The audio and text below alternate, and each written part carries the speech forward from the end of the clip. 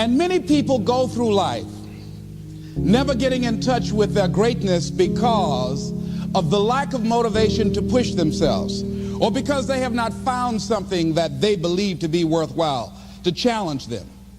I heard a poem once that said, many a flower has bloomed unceasingly and wasted sweetness upon the cold desert air.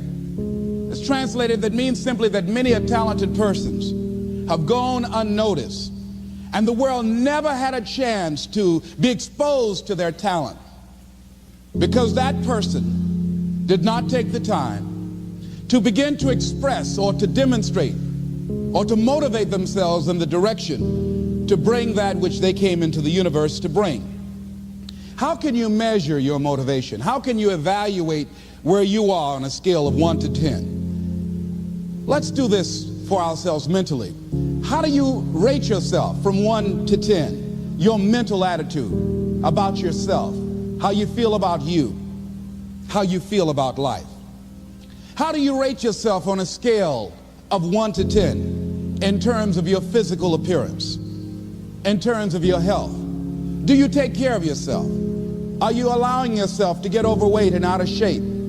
Are you conscious of your health? Are you watching the food that you take into your body?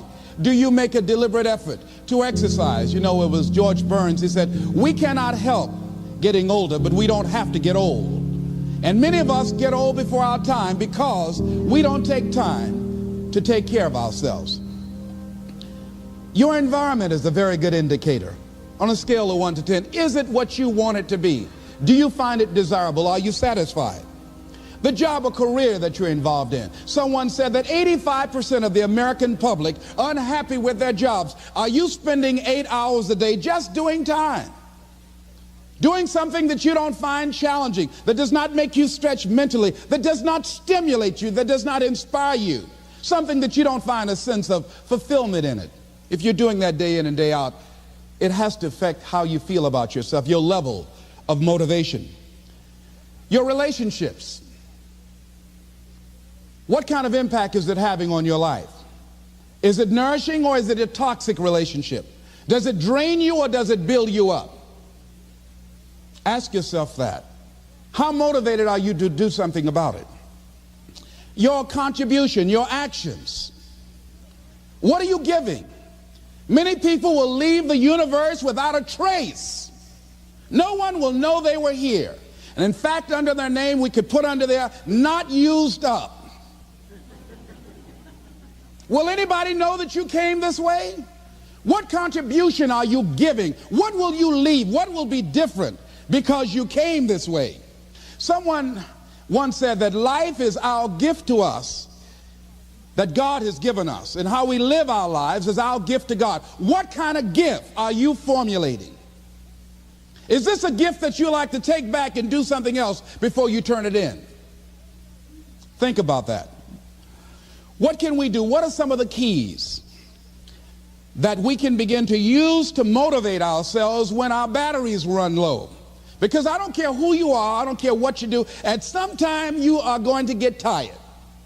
At some time you're going to get in a rut. Seem like nothing you do works out right.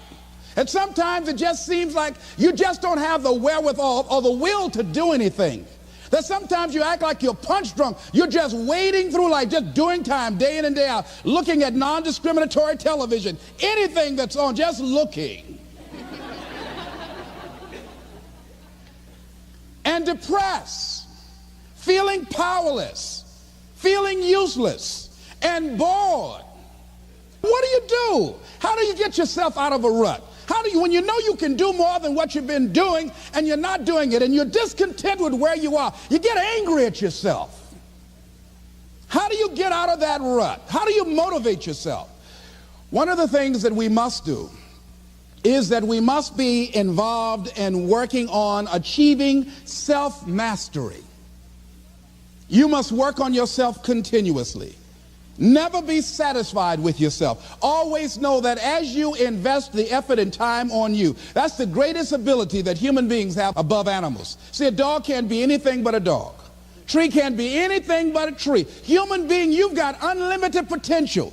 You can put effort on you, and by concentrating on you and developing you, you can transform your life wherever you are right now. So you want to work on yourself. You want to read books that inspire you and motivate you. You want to listen to tapes over and over and over again. And I suggest that you listen to tapes when you first get up in the morning. You want to control the spirit of your day. When you first wake up in the morning, your mind is operating at 10.5 wave cycles per second. That's when the subconscious mind is most impressionable. Whatever you hear in the first 20 minutes when you wake up, that will affect the spirit of your day. When you listen to tapes, listen with relaxed belief, believing that this can happen for you. And by listening to them, listen to them over and over and over again, and you will get a breakthrough. You can listen to the same tape for months, and all of a sudden you hear something you never heard before. It have a special meaning for you. Or read the same book over again, and you find some special insight. You said, I can't believe I didn't see that the first time. So you want to be involved in developing yourself. Most people won't do that. Most people won't take that kind of effort and invest that kind of energy in themselves, because they will fall prey to that conversation within. Oh, don't do that. You don't have time. You're too busy. You're too caught up in the rat race. Most people won't do that. Well, they won't take time to go to lectures. They won't take time to go to seminars. They won't take time to go to classes to improve themselves. And as you continue to work on yourself, you will begin to expand your vision of yourself. You begin to work towards self-mastery. And you will begin to see it reflect itself in all the dimensions of your life, your mental life, your physical life, your social life, in your relationships, your monetary life. So concentrate on developing yourself. Because if you don't, I guarantee you that you will make a settlement. And most people have. And most of us already have. What kind of settlement have you made with your life? You know, when we make settlements, out of court settlements, you've heard them. That means that you decided to take something less than what you originally wanted to get had you gone into court. And the reason that you settled outside of court is because you didn't believe that you can get it. So you made an out-of-court settlement. Many of us are making in-life settlement. We're settling for less than what we actually deserve. We don't feel good about it, but we make it work in our minds. We'll come up with some kind of excuse to make it all right. What kind of settlement have you made with your life?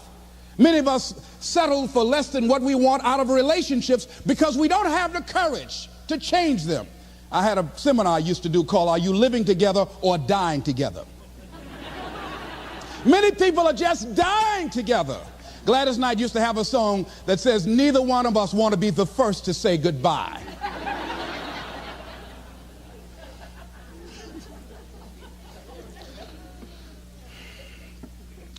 The next thing is, in order to begin to find some keys to self-motivation to drive yourself, in addition to working on yourself, and as you work on yourself, you feel good about yourself, and as you feel better about yourself, you treat yourself differently. Develop a health plan.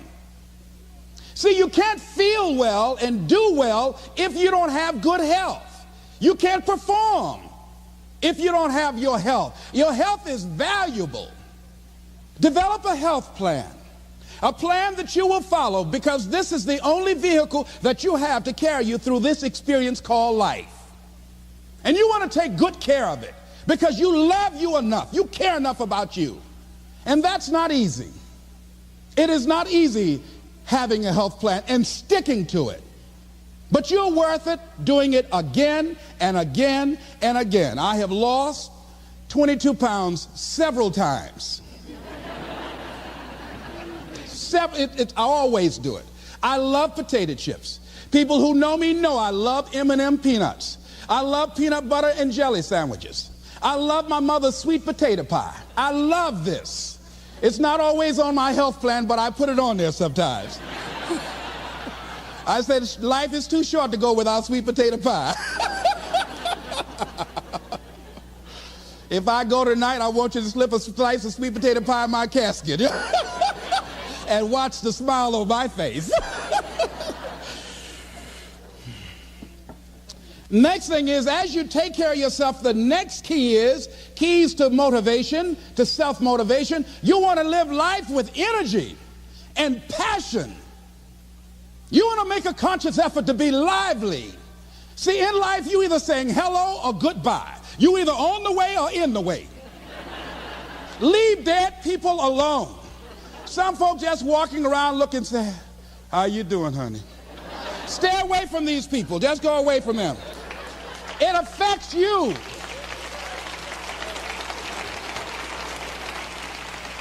You want to smile. You want to be happy. You got a lot to be thankful for. But you watch some of the faces around you every day. And I tell you, some of these faces, they will put you in a depressed state of mind. So you want to avoid these kind of faces. When you see them coming, turn your head.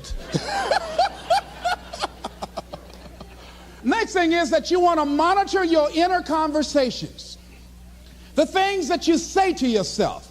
You want to watch them, and in watching them, you want to take charge. A friend of mine told me this evening, and she did it excellently. She said, I didn't want to come tonight. I was feeling so depressed. And I said, I'm going anyhow. See, that was the conversation. Oh, you really don't feel like it. You really don't need to do it. You don't really need to read anything. Forget all that. That's that inner conversation. Oh, you don't need to worry about trying to go into your own business. Forget that. You can't do that. What if you lose everything you've got? That inner conversation that stops you from doing the things you want to do less, don't do that. How can you possibly think about being a motivational speaker? You don't have the contacts. You don't have the money. You don't know the right people. You're going to get up there and your mind's going to go blank. Forget all that. You remember that time you got up before some people and you panicked? You stood up and your mind sat down? Don't you remember? And I said, yes. And then I said, shut up. So you've got to learn to stand up to yourself inside yourself and short circuit, override that conversation that's always going on. 85% of what that conversation will tell you is negative. It's negative. It will tell you you're tired when you really are not tired. It will tell you you can't do it. It will fill you with fear. So you've got to watch that conversation. And when you find it going on, you've got to stand up to it and say, I'm going to do this anyhow. I'm afraid, but I'm afraid not to do it. And I'm not going to let you stop me. The biggest challenge that you will have in life is you. There's an old African proverb that says this: there's no enemy within. The enemy outside can do us no harm. The next thing that is a key to self-motivation is that you've got to ask yourself, what do I want out of life? What do you want out of life? What do you want out of a job? What do you want out of a career? What do you want out of a relationship? What do you want? What gives you your life? How will you know when you got it? What will make you happy? You need to know. You need to start asking yourself some questions. What do I really, really, truly want? You need to be exact about that. Don't be vague. Oh, I just want to be happy. That's too vague. What will make you happy? How will you know when you got it? Zero in on it. Be exact. Be specific. And as you do that, that will stimulate that superconscious mind, or the reticular activating system of your mind, that will begin to find those things, to identify with it. And once you begin to determine that which you want, take the time to write it down. Don't just think about it. Write it down. That is a subjective process that engages the subconscious mind. Write it down. Once you write it down, read it 3 times a day, morning, noon, and night. Why is that important? Because what it will do, it will cause you to focus. It will cause you to concentrate.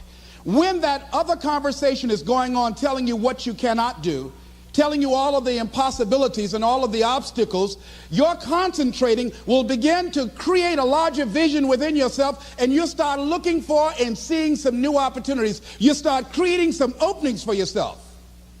As you begin to read that every day, day in and day out, that will make you focus.